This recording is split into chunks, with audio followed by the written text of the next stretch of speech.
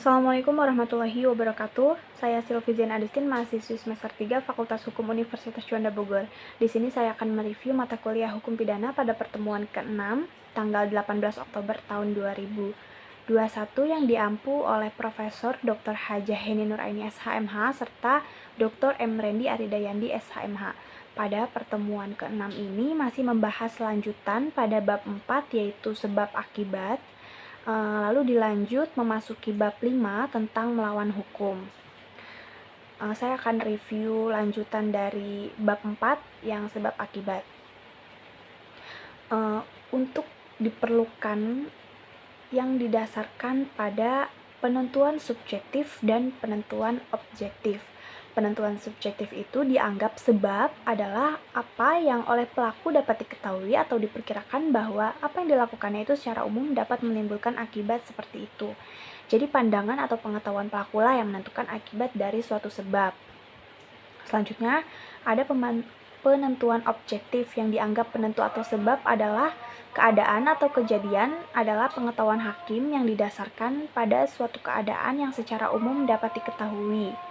Teori kausalitas dari von Kreis atau teori adequate atau kausalitas adalah bukan teori kausalitas yang murni, karena yang menjadi ukuran sebab dari suatu akibat adalah pengetahuan pelaku yang dapat mengira-ngira atau membayangkan akan terjadinya suatu akibat.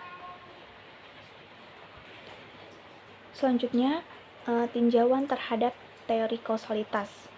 Dari teori-teori tentang kausalitas yang dianggap paling mendekati kebenaran adalah teori kausalitas. Tetapi untuk menggunakan teori ini perlu mendapatkan penambahan, yaitu adanya unsur kesalahan dari pelaku dalam melakukan perbuatan atau kegiatannya. Oleh karena itu, teori dari von Kreis ini dianggap sesuai dengan jiwa hukum pidana, yaitu dapat melindungi kepentingan hukum terhadap perbuatan yang hendak mempengaruhinya. Atas dasar itu, hukum pidana harus membuat aturan terhadap tindakan atau perbuatan yang mendatangkan kerugian. Kelemahan teori ini adalah terlalu banyak menggunakan istilah yang tidak terang atau kurang jelas seperti kata-kata kadar, biasanya pengalaman manusia pada umumnya, dan lain-lain.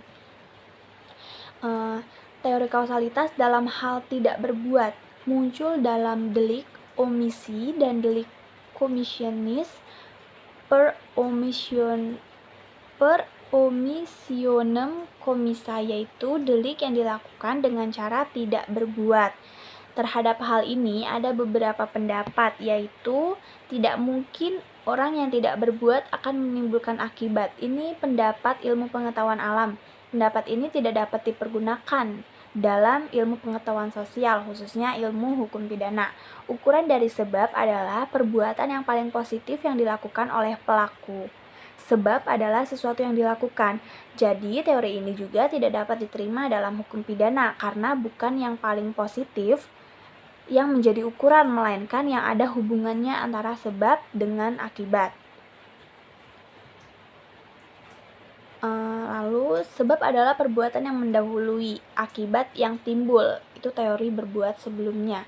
Contohnya itu yang seperti Ibu Prof bilang, penjaga rel kereta api yang menyebabkan kecelakaan kereta api karena tidak memindahkan wesel ketika kereta lewat. Sekarang langsung memasuki bab 5, yaitu sifat melawan hukum. Merupakan unsur objektif dari tindak pidana karena merupakan penilaian terhadap perbuatan dan bukan pada pelaku. Suatu perbuatan dikatakan melawan hukum apabila perbuatan tersebut masuk dalam rumusan delik sebagaimana dirumuskan dalam undang-undang. Sifat melawan hukum ini terdiri dari sifat melawan hukum formil serta sifat melawan hukum material. Sifat melawan hukum formil ini suatu perbuatan bersifat melawan hukum apabila perbuatan tersebut dirumuskan dalam undang-undang sebagai suatu tindak pidana dan diancam dengan sanksi pidana. Kalau sifat hukum material ini bukan hanya berdasarkan undang-undang tertulis saja, tetapi juga berdasarkan asas-asas hukum yang tidak tertulis atau living law. Kesimpulannya, sifat melawan hukum dapat dihapus dengan adanya alasan pembenar. Lalu menurut sifat melawan hukum formil, alasan pembenar hanya dapat diambil berdasarkan hukum tertulis. Kalau menurut sifat melawan hukum material, alasan pembenar dapat diambil dari hukum tidak tertulis. Lalu sifat melawan hukum material itu dibagi menjadi dua, ada dalam fungsi negatif serta dalam fungsi positif.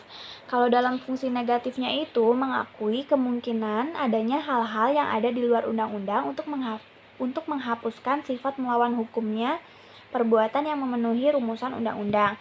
Adapun dalam fungsi positif yaitu menganggap suatu perbuatan tetap sebagai tindak pidana walaupun tidak nyata diancam dengan pidana dalam undang-undang. Jadi mengakui adanya hukum tidak tertulis sebagai sumber hukum positif. Lalu apakah sifat melawan hukum itu harus dibuktikan? Apabila dicantumkan dalam rumusan tindak pidana secara tegas, maka unsur melawan hukum itu harus dibuktikan. Ya, rumusan sifat melawan hukum dalam undang-undang. Undang-undang mengatur istilah melawan hukum, alasannya adalah untuk adanya kekhawatiran apabila tidak diatur secara tegas, orang yang berhak atau berwenang untuk melakukan suatu perbuatan sebagaimana dirumuskan dalam undang-undang akan dapat dipidana. Berikut sekian review singkat dari saya, kurang lebihnya mohon maaf. Wassalamualaikum warahmatullahi wabarakatuh.